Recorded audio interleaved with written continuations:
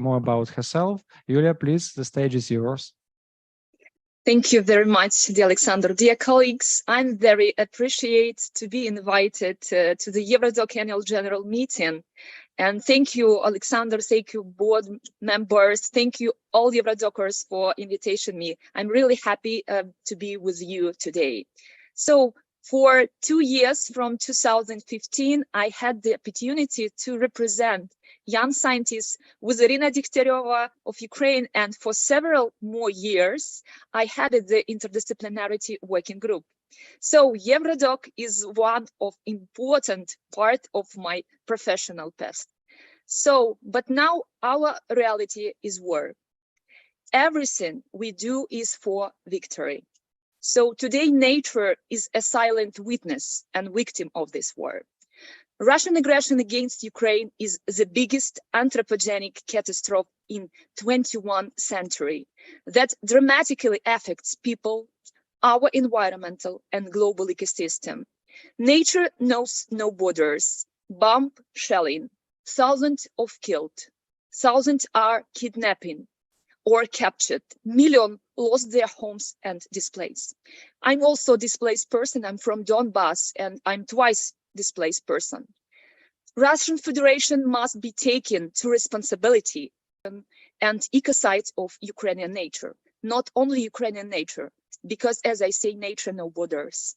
So Russia must be taken to responsibility politically, legally, and financially.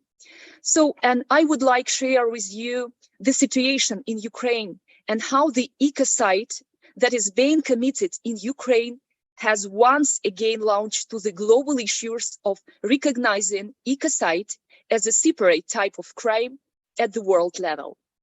So let me just some numbers of environmental damages caused by the war.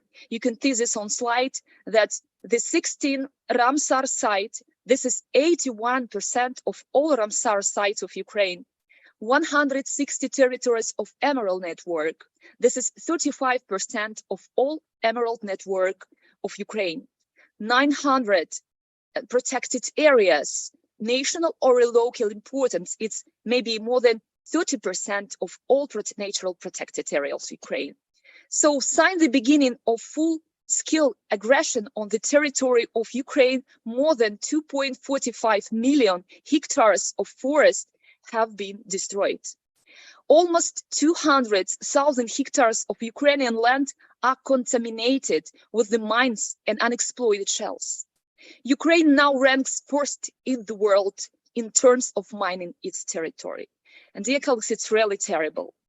The war led to release of about 33 million tons of greenhouse gases, which affects the increase in the temperature of the earth and can be lead to the global climate disaster. So what we see, it's a numerous ecocide. So Russian terrorists severely damaged the Kakhovka hydroelectric power plant dam. This is a terroristic act with the capital. It puts at danger not only nature, human lives, health, civilian infrastructure, but also creates serious dangers for nuclear security. We still don't know all the consequences of the acts of ecocide. We must join to all forces and bring Russia, the authorities, those who put the button and sent rockets in the Kakhovka dam, to the international criminal responsibility. All together, we can do it. So we are continue and we are working on the recognition of ecocide at the national and international levels. Some steps I present you in order to open this picture about our everyday steps in this issue. The President of Ukraine, Volodymyr Zelensky, at the G20 summit in November 2022, presenting 10 points of Ukrainian formula of peace. So he mentioned ecocide and need for immediate protection of environment among the challenges. So, and the Ukrainian laws have a legally established concept of ecocide, and punishment for the criminal offense is provided by Article 441.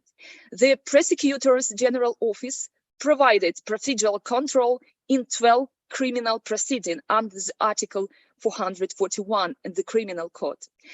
We every time in communication with the International Parliamentary Alliance for Recognition of Ecocide, the Marie Toussaint, the head of this alliance, its international alliance, we continue work together. Also, every day we have a lot of informational work with the Stop Ecocide International.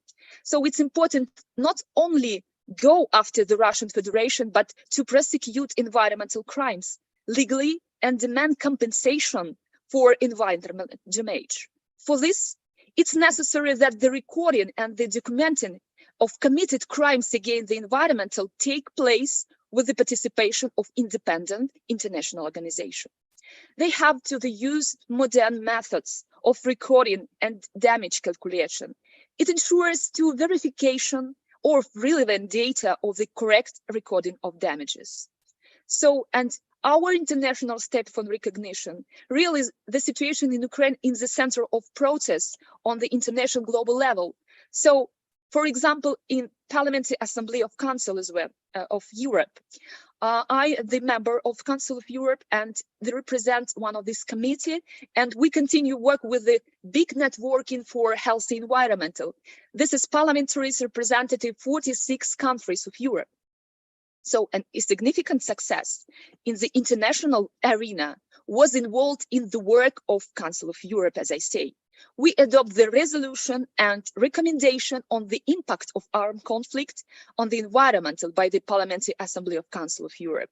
As a result, ecocide and environmental crimes were included in the important international document. So it's crucial for us now to make the international community and respective legal bodies to recognize environmental crimes and elaborate the instrument for registration and legal means for responsibility. Now, with the important European document, we are closer for recognizing ecocide. So we must create the legal binding instrument for this. The next step is cooperation with the European Parliament. So although through joint effort with members of European Parliament, for example, with the Greens, it was possible to manage and to add some wording to environmental crime to the European Parliament and a resolution of established of a tribunal on the crime of aggression against Ukraine, and adopted on January in this year. So EU has come a significant step closer to recognize ecocide in the revised directive for protection of environmental through criminal law. So the Legal Affairs Committee unanimously voted for this include most serious environmental crimes as this ecocide is renamed in its proposed text of directive.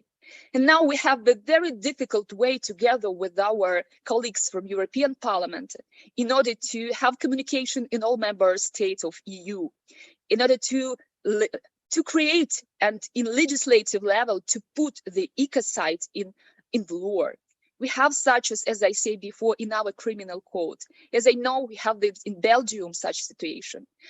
1 week ago, the Brazil also adopt the law which includes ecocide in the legislative level. And we're happy that every country have step by step go to in order to work with this issue, very important issue, I say.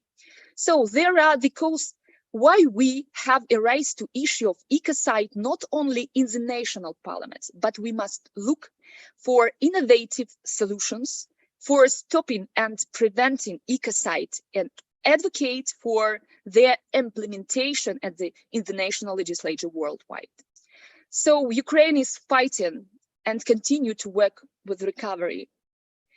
This is tragic period in the history of our country, but also challenge and possibility rebuild and rethink our recovery and our future.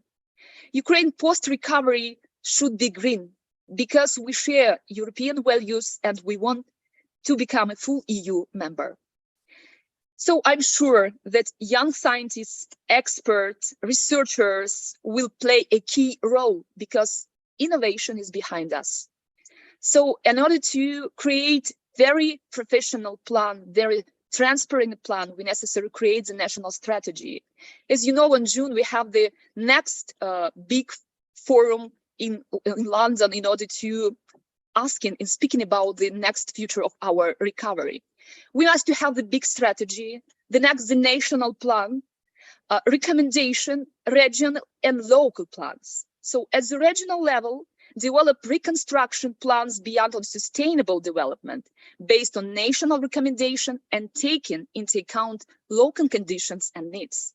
Local communities should look for a local solution based on local problems, needs, and resources within framework on the goals and constraints at the national level following regional development plans.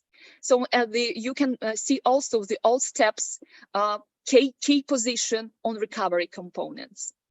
And after all, and in conclusion, dear colleagues, all of us, members of parliaments, researchers, non-profit organizations, universities, must become more proactive and prioritize the implementation of international obligations, international legislation, and as well as criminalize the crime of ecocide at the state level of prevent global disaster with the transborder consequences. And I'm sure that together with the big European family, we will do everything possible. We will definitely win. Thank you very much. And I'm happy to be with you today. Thank you.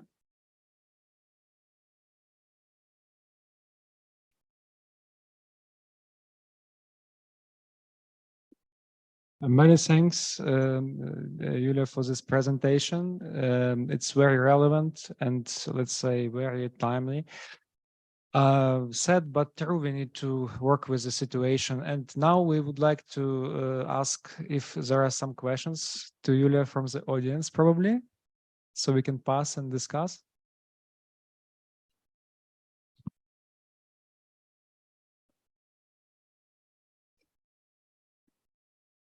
We have such a nice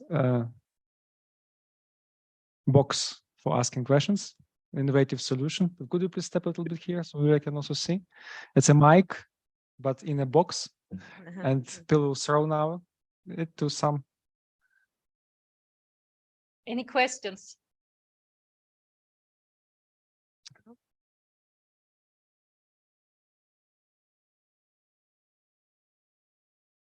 All right, this is probably. I hope after victory, I invite all this. It's very good to have the Eurodoc annual general meeting in the Kyiv.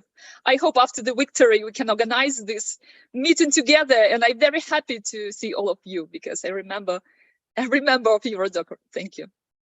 Yeah, so we treat it as an invitation to organize a Eurodoc conference in Ukraine after the war. Yeah. Okay. Many thanks, Yulia. It was amazing. And let's keep in touch. Bye-bye. Thank you very much. Bye-bye, dear friends.